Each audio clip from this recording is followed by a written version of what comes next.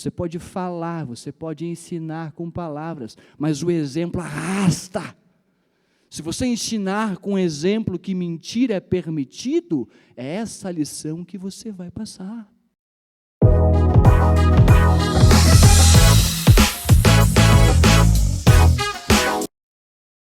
Livro de Provérbios, capítulo 20, versículo 17 da palavra do Senhor, nós lemos o seguinte: suave é ao homem o pão da mentira, mas depois a sua boca se encherá de pedrinhas de areia. Seria muito conveniente, até confortável, vir aqui ministrar a lição e apenas censurar a prática da mentira, como se um paladino da honestidade fôssemos. Mas estaríamos de fato atingindo o objetivo da lição, se nós não considerássemos esse aspecto suave da mentira. A mentira muitas vezes se mostra uma solução conveniente, aparentemente útil, aparentemente inocente, mas ela ainda é mentira, à luz da palavra de Deus. Nós costumamos, nossa tentativa de racionalizar as coisas, fazer diferença entre a mentira profissional dos estelionatários, que mentem para furtar, para roubar, a mentira suja do mau caratismo, e aquelas pequenas mentirinhas, inofensivas quase, inocentes, aquela mentira que vem muitas vezes revestida de empatia, de bom senso, de gentileza. Ou quem não ficou diante de uma situação delicada, quando uma amiga, né, irmãos, ou até mesmo a esposa, né, irmãos, chega e pergunta: você acha que eu estou emagrecendo? Ou você acha que eu estou muito gorda? E aí você respira fundo, dá uma pensada e responde algo que não é muito bem aquilo que você acha. Aí você questiona: mas isto é mentira? Isso não seria gentileza? Bem, vamos dar uma olhada então no que é a definição da mentira.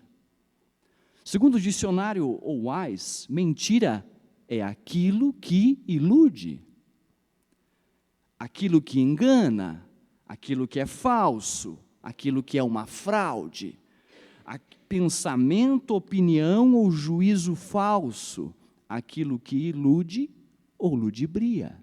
Isto é mentira. Ah, mas essa é uma definição técnica. Eu gostaria de uma definição bíblica. Pois então vamos ver na Bíblia.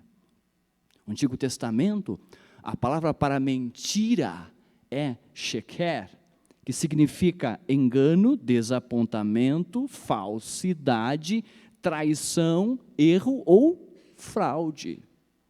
A definição é a mesma.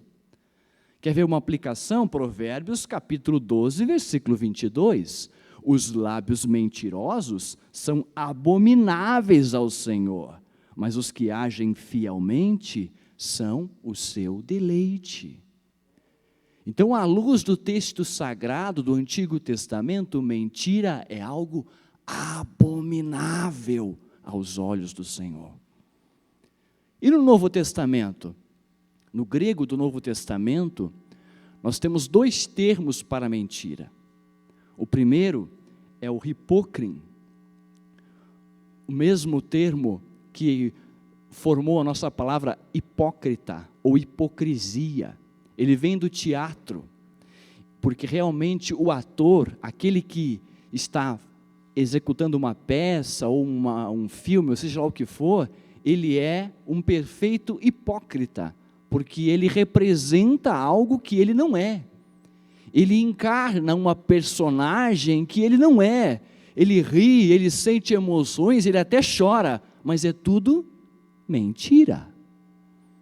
Portanto, mentira, de acordo com esse termo empregado no Novo Testamento, é o ato ou efeito de representar algo que se não é. Mas existe um outro termo para mentira, no grego do Novo Testamento, é um conhecido nosso também, pseudo, como pseudônimo, pseudos profetas, que a gente utiliza muito. E pseudo significa o quê? Falso, falsidade. Isto também é mentira. Quero uma aplicação no texto sagrado, João capítulo 8, versículo 44. O próprio Senhor Jesus Cristo nos diz: vós tendes por pai ao diabo, e quereis satisfazer os desejos de vosso pai. Ele foi homicida desde o princípio e não se firmou na verdade, porque não há verdade nele. Quando ele profere mentira, fala do que lhe é próprio, porque é mentiroso e pai da mentira. Então, de acordo com o Novo Testamento, mentira é uma invenção diabólica. Mentira é uma atitude que nos afasta da verdade. E a mentira, amados, como diz a nossa verdade prática, pode até produzir flores por algum tempo, mas ela jamais vai produzir frutos verdadeiros. Há um conhecido pensamento que diz: você pode mentir para todos por algum tempo, pode mentir para alguns todo o tempo, mas não pode enganar e mentir para todos o tempo todo. A mentira, ela não tem durabilidade. Pode até ser suave no início, mas depois você sentirá as pedrinhas de areia. A mentira é um problema que sempre vai trazer consequências. Ela vai afetar a nossa vida nas 3 áreas do nosso ser. Ela afeta completamente a tricotomia humana. Ela afeta o nosso espírito. Ela produz falta de temor. Ela nos enfraquece espiritualmente. Ela afeta a nossa alma, a nossa vontade, as nossas emoções, de forma que vai diminuindo a nossa resistência ao pecado. E ela vai produzir, não é que ela pode, ela vai produzir um caráter defeituoso. A mentira afeta até o nosso corpo, sabia? Hoje em dia nós já sabemos que existe um transtorno psíquico chamado mitomania.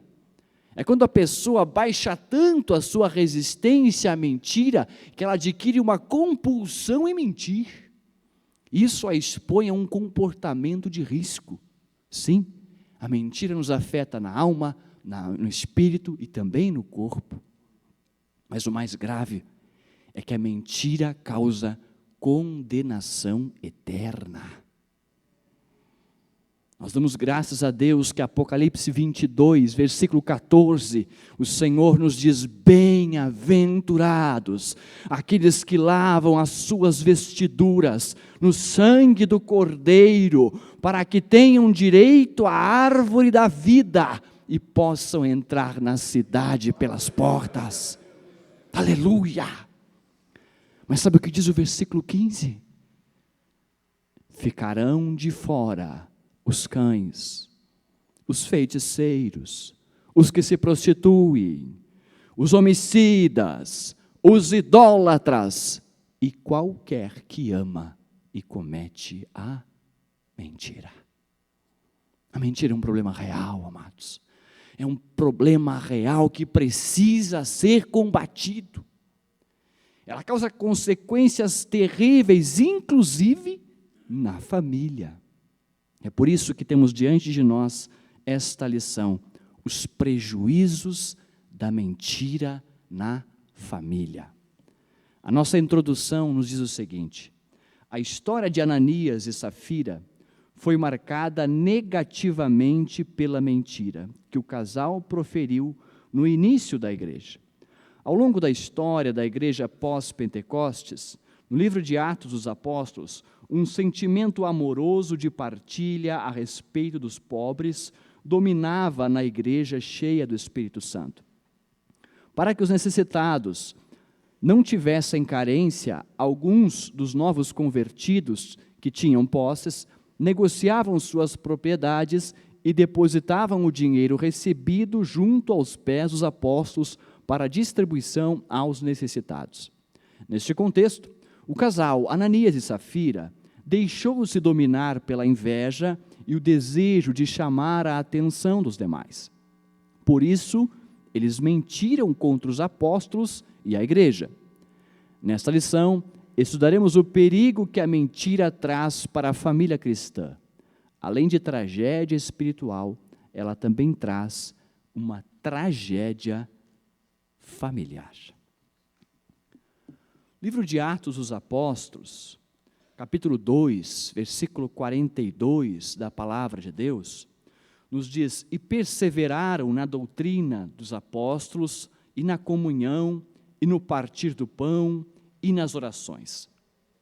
Se havia uma marca nessa igreja primitiva, nessa igreja primeva, era realmente a comunhão. A comunhão que existia entre os irmãos da igreja primitiva era tão genuína, tão forte, que havia entre eles um forte senso de pertencimento.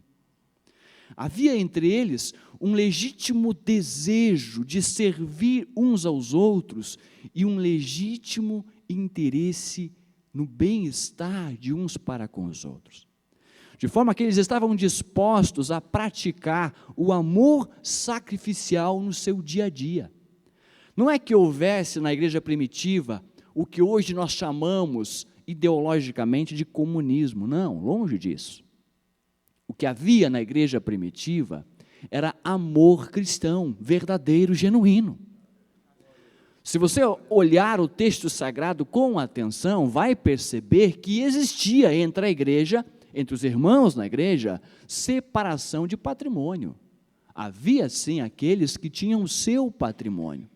É um termo comum e recorrente no Novo Testamento, os apóstolos dizerem a sua casa, porque a casa era sua, você tinha casa, os irmãos tinham casa, o seu patrimônio, havia essa distinção. Agora, o amor era tão forte, era tão grande, era tão intenso, que mesmo aqueles que tinham propriedades, diz a Bíblia, que não diziam que algo era seu, mas consideravam como se de todos fosse. De forma que se o patrimônio poderia ser compartilhado, quando havia uma necessidade na igreja, quem sentia tocado pelo Espírito Santo, e era comum isso acontecer, vendia o seu patrimônio ou parte dele e redistribuía entre os irmãos. E não era obrigado a dar todo o seu patrimônio, ele poderia dar, o dinheiro ele tinha poder sobre ele podia dar o que sentisse no coração, não havia problema nenhum nisso. Aliás, a Bíblia também nos diz que havia distinção de classes entre os irmãos convertidos. Haviam os ricos, haviam os pobres e havia até irmãos escravos. Havia diferenças de classes na igreja. Então, essa história de que a igreja praticava o comunismo é totalmente uma ideia avessa ao texto sagrado, que muitos querem forçar a interpretação bíblica para favorecer os seus próprios ideais políticos. Não havia comunismo na igreja, mas havia amor sacrificial. E muita voluntariedade dos irmãos em servir uns aos outros. Haja vista, por exemplo, o caso Barnabé. Barnabé era um homem de Deus, um homem de uma reputação incrível. A Bíblia nos dá diversos detalhes sobre esse homem. Ele era, por exemplo, conforme Atos capítulo 13, versículo 1, um profeta e doutor na palavra de Deus. Conforme Atos capítulo 13, versículo 2 e os versículos seguintes, você vai ver que Barnabé, ele era um missionário, um fundador de igrejas, um desbravador do evangelho de Jesus Cristo.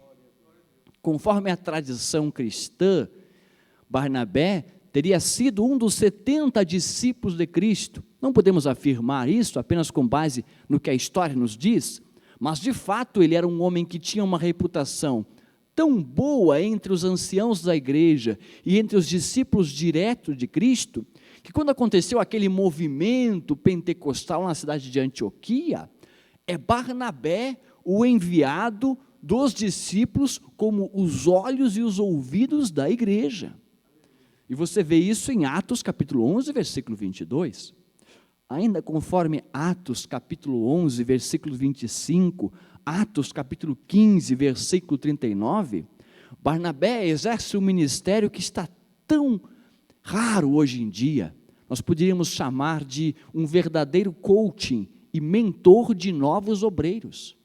Porque é ele que vai formar o nosso irmão João Marcos, o escritor do segundo evangelho.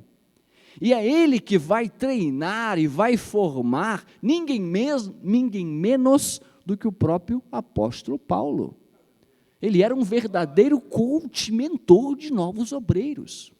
Este homem, ele era um homem próspero financeiramente. Você pode ver em Atos capítulo 34, versículo 36 e 37, que ele tinha propriedades. Ele tinha inclusive uma herdade, algo que ele herdou de família, um bem de família. Mas aconteceu, podemos inferir isto do texto sagrado, uma necessidade muito premente, muito urgente entre a igreja primitiva. E Barnabé, sensibilizado pela necessidade dos irmãos e pelo toque do Espírito Santo, não teve dúvida, pegou aquele bem de família, vendeu, trouxe todo o dinheiro respectivo e depositou aos pés dos apóstolos. Por causa desse ato deliberado, voluntário, esse ato abnegado de amor sacrificial, os irmãos se regozijaram no Senhor com Barnabé. Aliás, o nome dele o nome de batismo era José, mas os apóstolos disseram para ele: a partir de agora o seu nome será Barnabé, o filho da consolação, pois somos consolados por Deus, pelo que o Espírito Santo levou a fazer. E Barnabé não se ufanou desse reconhecimento, ele permaneceu sendo o humilde servo de Deus que sempre era, inclusive sujeito às autoridades eclesiásticas do seu tempo.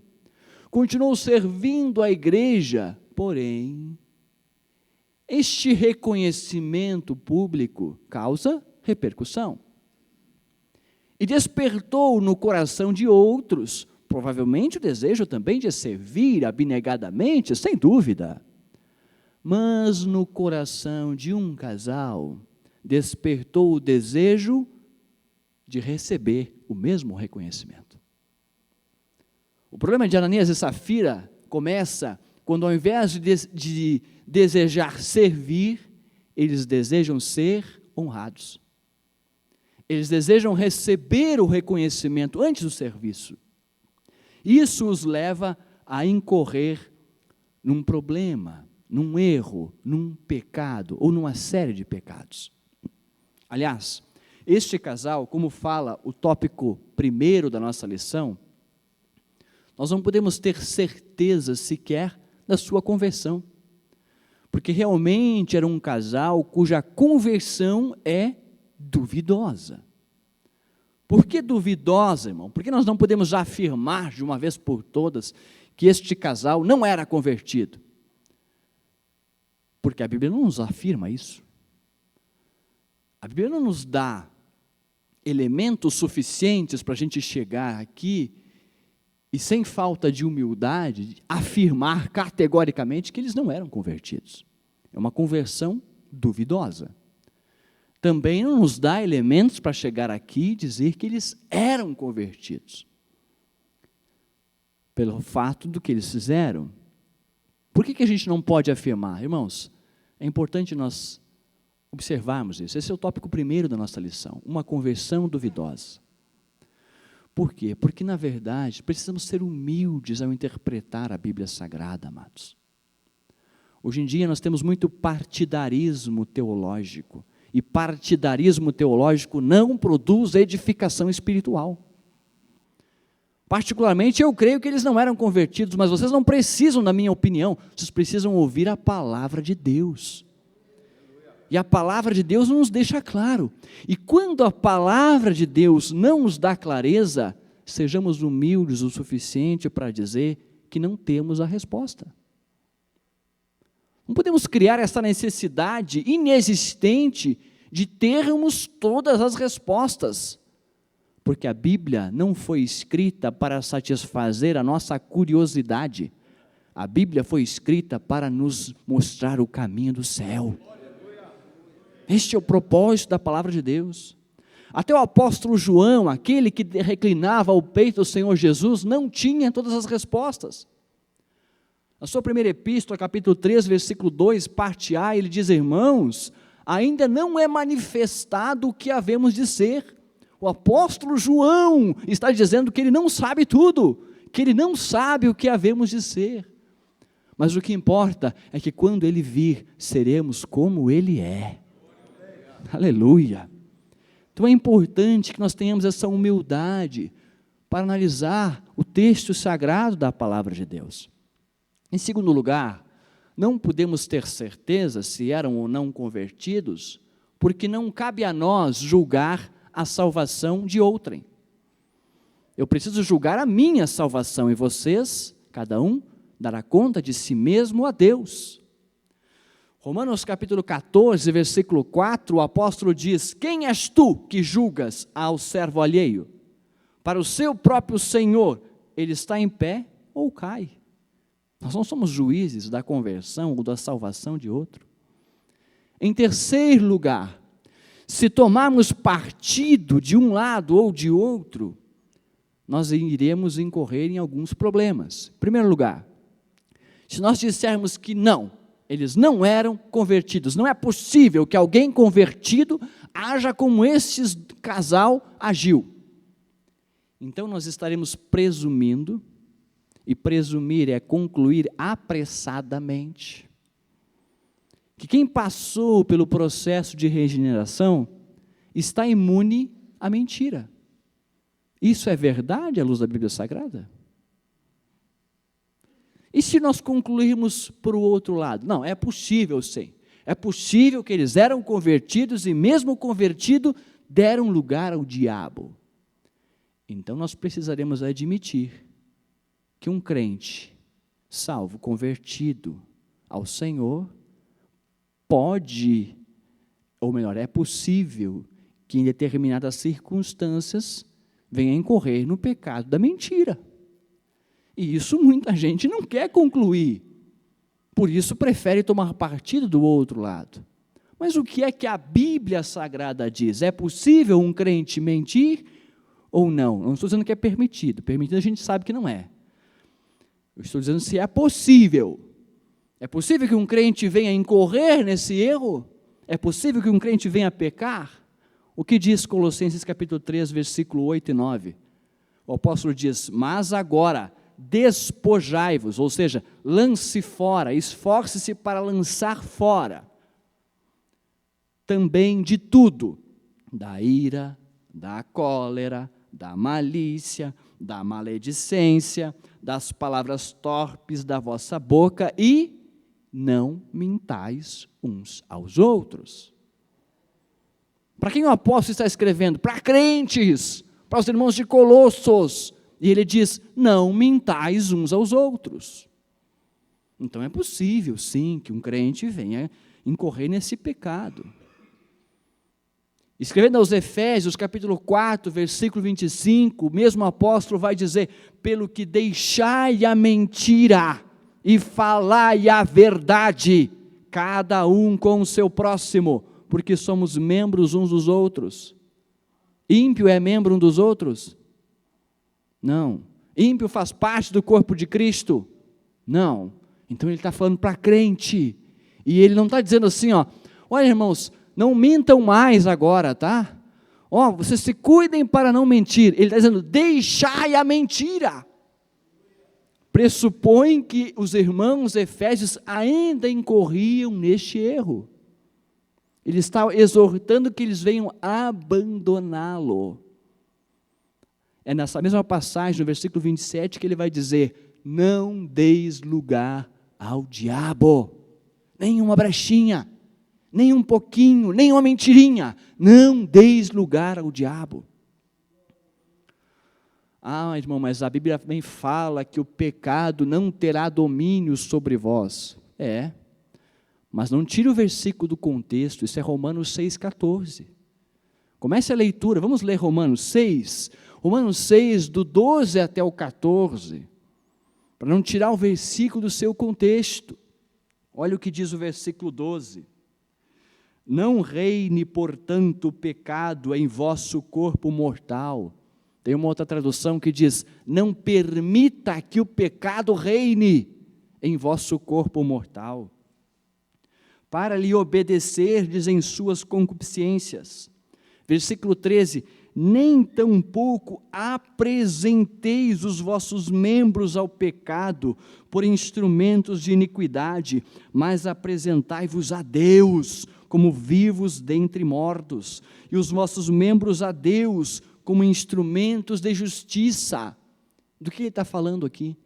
Desta batalha diária contra o pecado, dessa resistência voluntária, consciente ao pecado. E quando você resistir desta maneira, então ele escreve o versículo 14, porque o pecado não terá domínio sobre vós, pois não estáis debaixo da lei, mas debaixo da graça. Portanto, a regeneração não nos isenta de pecar, mas ela nos dá força para resistir ao pecado. Não permita que o pecado se influa, se interfira na sua vida.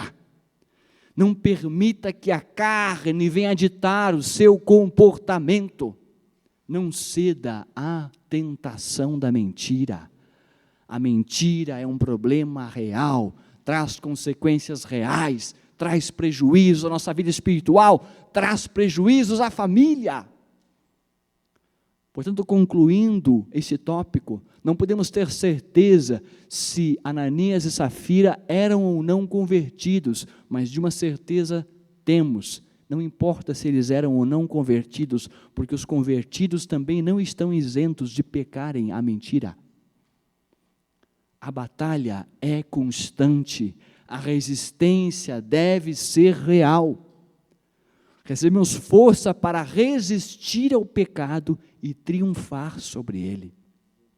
A mentira, amados, é um problema, é uma afronta à santidade de Deus. A mentira no lar é uma prática que traz consequências danosas. Ela causa feridas profundas, ela quebra com a confiança, a harmonia no lar. A mentira destrói famílias. Esse é o tópico 2 da nossa lição, o problema da mentira dentro da família. O primeiro subtópico vai dizer o seguinte, a mentira produzida dentro da família. Ananias e Safira imaginaram que poderiam tirar proveito do desconhecimento das pessoas da igreja sobre a artimanha de esconder a verdade sobre a venda da propriedade, mentindo com o objetivo de chamar a atenção para si mesmos. Nós ficamos impressionados ou escandalizados com as motivações que levam Ananias e Safira a praticarem o pecado da mentira com esta motivação, esse objetivo tão pequeno que é chamar a atenção dos outros. Observe que o versículo 1 do texto base que lemos, ele faz um contraponto ao texto que está anterior a ele. E o texto que está anterior a ele, o final do capítulo 4, é justamente o caso do nosso irmão Barnabé.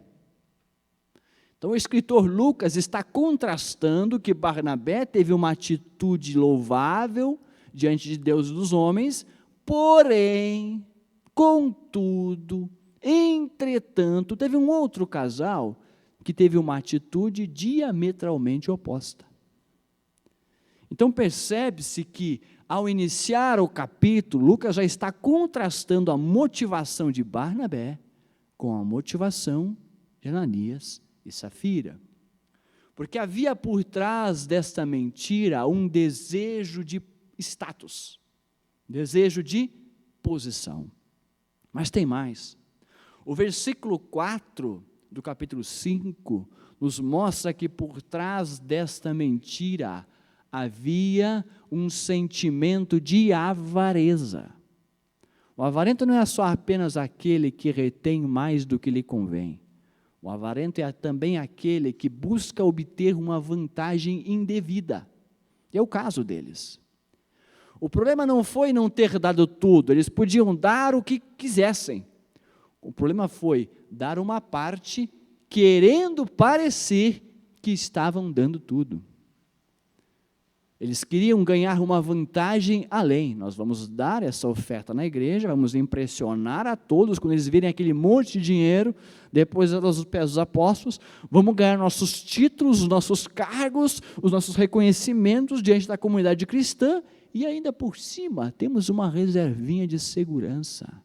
Não havia fé, não havia ali um amor, havia ali um pretexto de avareza, de ganhar uma vantagem indevida em cima de um ato que deveria ser de gratidão, de devoção, de amor sacrificial. O versículo 4 ainda também nos mostra que havia uma dúvida neste casal quanto à real atuação do Espírito Santo. O versículo 9 reforça isso quando o apóstolo diz a Ananias: vocês vos concertaste, vocês se combinaram para quê? Para tentar o Espírito Santo. É como se eles dissessem: será mesmo que o Espírito Santo ainda usa o pastor? Vamos entregar uma parte aqui, vamos ver se ele vai descobrir. Vamos ver se o Espírito Santo vai saber se existe essa coisa de revelação. Vamos ver se ele vai falar. Quero ver se vai funcionar. O apóstolo diz: vocês não estão mentindo aos homens, mas a Deus. Havia motivações impuras, profanas no coração deste casal. Por isso eles foram exemplarmente punidos no ato da oferta. Infelizmente, nos nossos dias, esses mesmos erros têm sido popularizados, até porque nós vivemos sob uma cultura da mentira. O nosso mundo vive uma cultura da mentira, amados. Aqui na Serra Gaúcha, nós temos até uma cidade que reverencia a mentira. No nosso Brasil, nós temos um dia para celebrar a mentira, dia 1º de abril. E nesse dia é considerado socialmente permitido mentir. E até os crentes se divertem com essa permissão social. Misericórdia. A cultura da mentira está tão entranhada na nossa sociedade que as nossas propagandas, você já viu aquela propaganda televisiva, principalmente de automóveis, em que aparecem aquelas letrinhas miúdas e pisca 1 segundo? Ninguém, é humanamente impossível você ler aquilo. Mas os órgãos de controle fazem que não veem também. Não, ele cumpriu a determinação legal. Ele mostrou o CET, o custo efetivo total, a taxa, o prazo e tudo mais. Ninguém consegue ver. O que é isso? Mentira.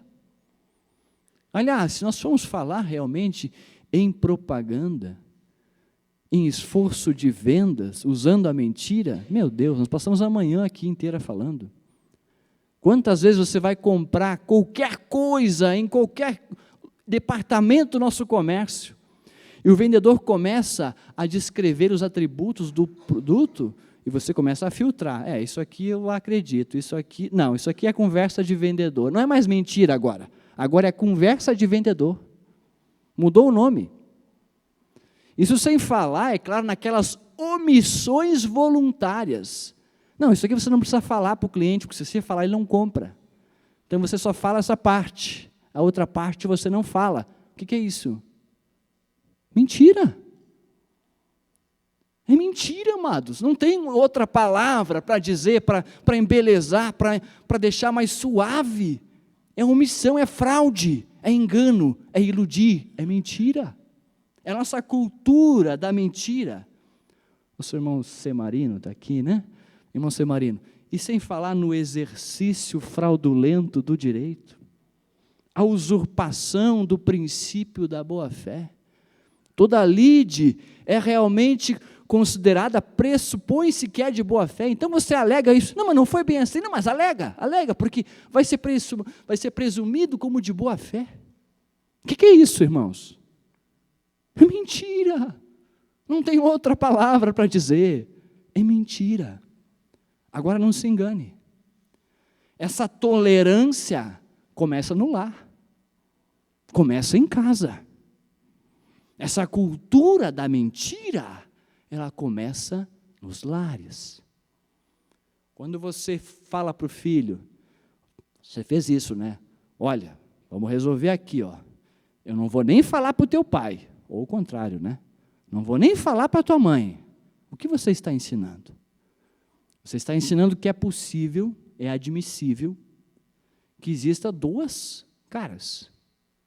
Existe uma cara real, aquela que acontece, e existe aquela oficial, que é a que você pode dar conhecimento.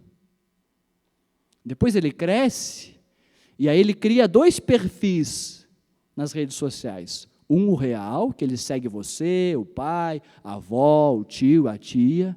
E aquele ele não posta nada, ele não conversa com nada. Mas ele tem um outro, que é o fake. Aquele cheio de consoante, que nem tem a foto dele. Mas aquele, ele tem 1000 seguidores. E segue a mais 2.000 pessoas. E é naquele perfil que ele transita nas redes sociais. E você não tem a senha, e nem o conhecimento que é ele. Por quê? Porque você ensinou assim. Você ensinou que tem uma imagem real e tem uma outra imagem que é a oficial. Quando o menino ou a menina chega em casa com uma caneta que não foi você que deu, e você pergunta, e essa caneta aí? Ah, isso foi o coleguinha que me deu.